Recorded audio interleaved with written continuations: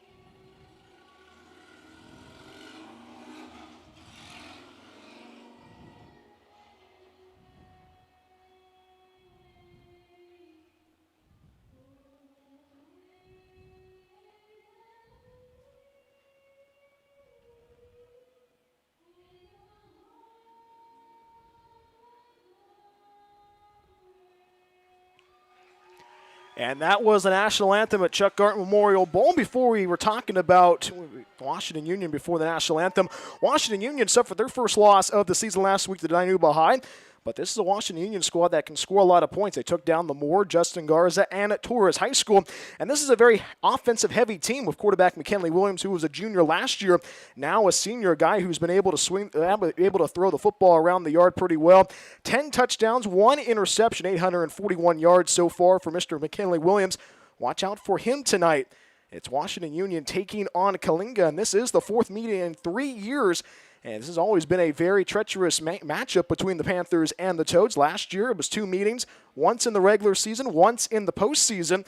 Coalinga got both meetings in the regular season, the postseason. They got a 37-24 victory against the Panthers at John Ventura Stadium. And then in the first round of the playoffs, it was a 23-22 victory for the Toads. So the Toads looking to keep their winning ways going against Washington Union, but Washington Union has a lot of talent on this squad, and one guy that stands out in this week, it's Darrell Albert, the 5'10 junior, with 38 carries so far in 2025, and resulted in 4 touchdowns, 370 yards. Darrell Albert is the real deal, and he's only ability with Washington Union, so watch out for what he might bring to the table.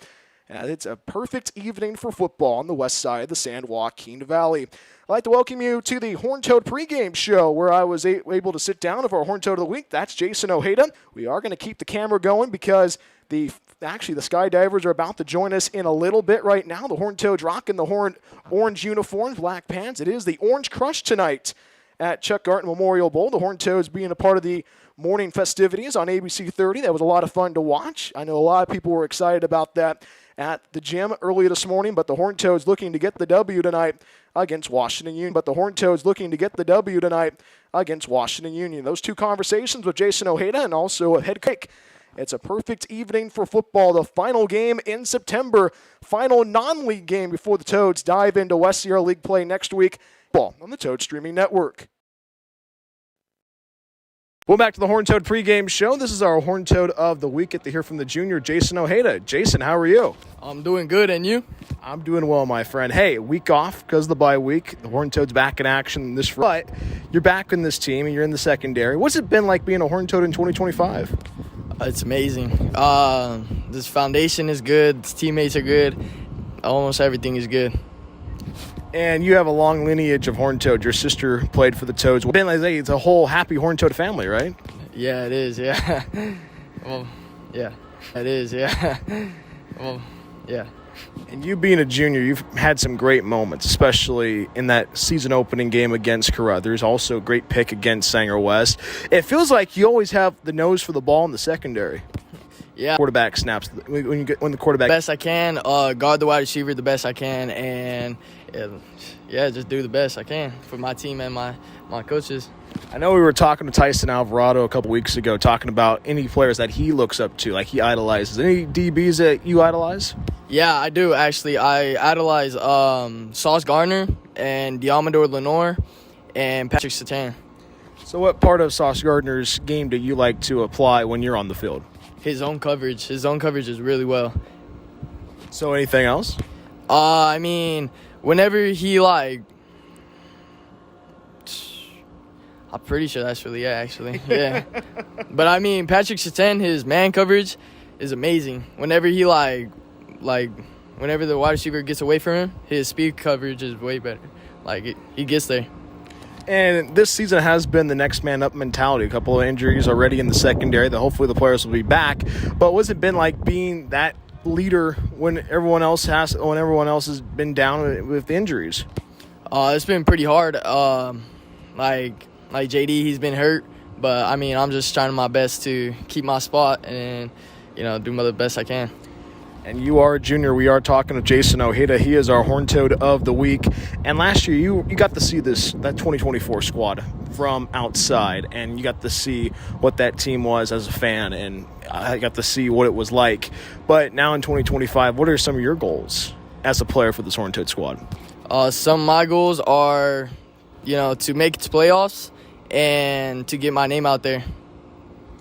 And I know that we always talk about, we just now noticing about the hair, with the curly hair. When was the last time you had a barber? You get a haircut? Are we going Clay Matthews here?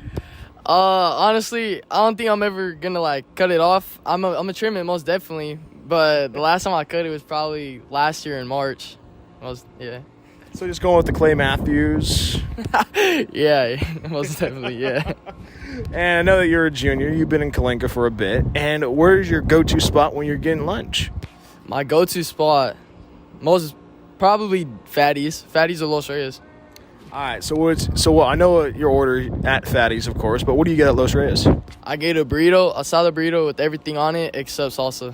So what includes everything? Cilantro, onions, asada, cheese, and I'm pretty sure that's it.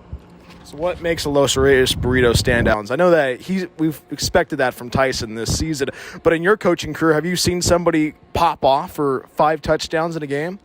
Yeah. I mean, I've seen Noah toss